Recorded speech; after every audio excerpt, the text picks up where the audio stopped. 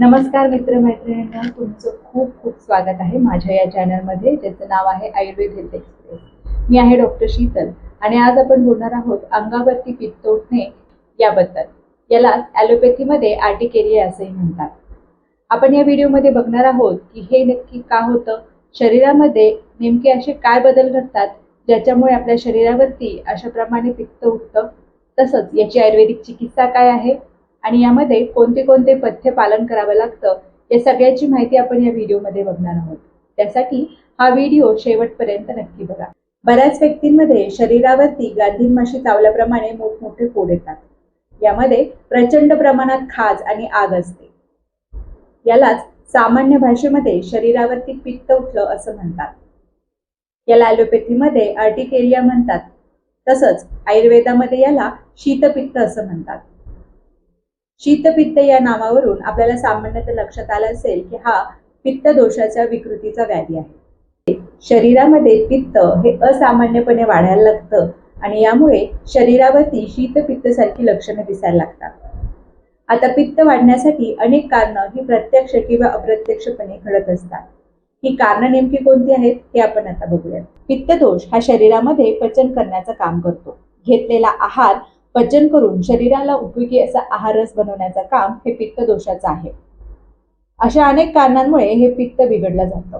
यामध्ये वारंवार ऍसिडिटी होणे, अवेळी जेवण करणे किंवा पहिलं जेवण पचण्यापूर्वीच दुसरं जेवण घेणं, यामुळेही पित्त बिघडतं.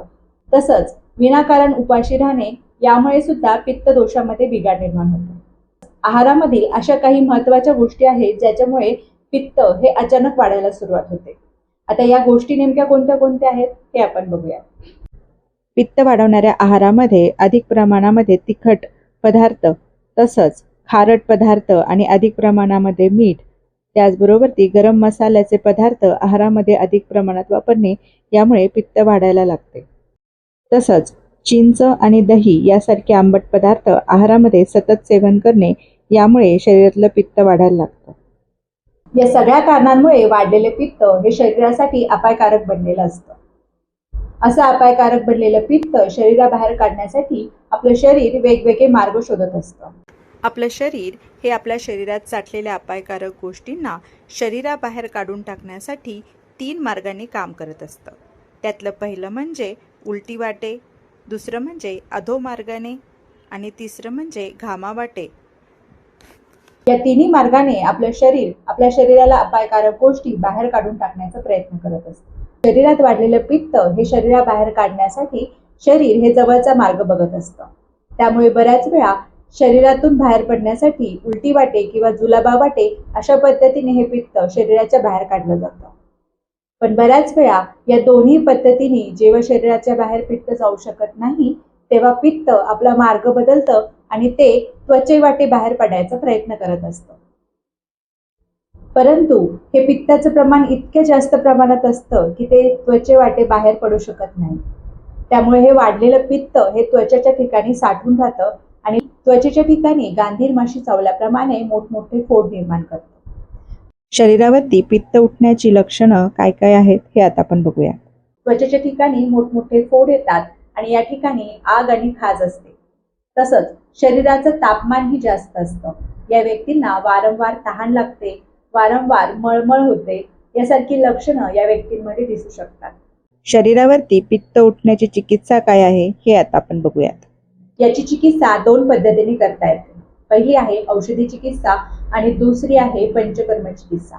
औषधी चिकित्सेने निर्माण होणारे जी लक्षणं आहे ती काही काळापुरती कमी करता येतात. परंतु संपूर्ण चिकित्सा करण्यासाठी शरीरात साठलेलं हे पित्त शरीराबाहेर घालवणं अत्यंत गरजेचं आहे आणि त्यासाठी विधिवत केलेले पंचकर्म, यामुळे हे पित्त शरीराबाहेर जाण्यासाठी मदत होते. त्यासाठी व्यक्तीची प्रकृती आणि शक्ती यानुसार पंचकर्म चिकित्सा करून घेणं अत्यंत गरजेचं आहे.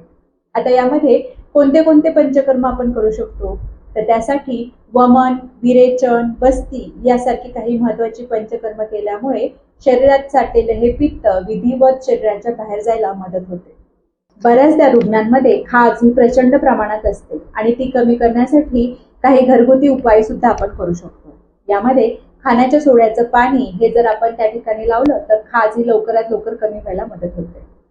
घरगुती उपायांनी काही वेळापुरती ही खाज कमी व्हायला मदत होते, परंतु याचे एपिसोड्स आणि येणारी ही खाज कमी होण्यासाठी याची पंचकर्म चिकित्सा लवकरात लवकर करून घेणं अत्यंत गरजेचं आहे. आहारातले पथ्य. या व्याधीमध्ये पथ्य पालन करणं हे अत्यंत गरजेचं आहे. यामध्ये शरीरामध्ये वाढणारं पित्त कमी करण्यासाठी आहाराची काही महत्त्वाची पथ्य पालन करणं अत्यंत आवश्यक आहे. आता ही पथ्य नेमकी कोणती आहेत हे आपण बघूया. पथ्यकारक आहारामध्ये सर्वात प्रथम आंबट पदार्थ जसं दही, चिंच, तसंच तिखट पदार्थ, खारट पदार्थ आणि गरम मसाल्याचे पदार्थ आहारामध्ये पूर्णपणे बंद करणं अत्यंत गरजेचं आहे. पथ्यकारक आहारामध्ये साधा आणि लवकर पचणारा असा आहार घेणं अत्यंत गरजेचं आहे.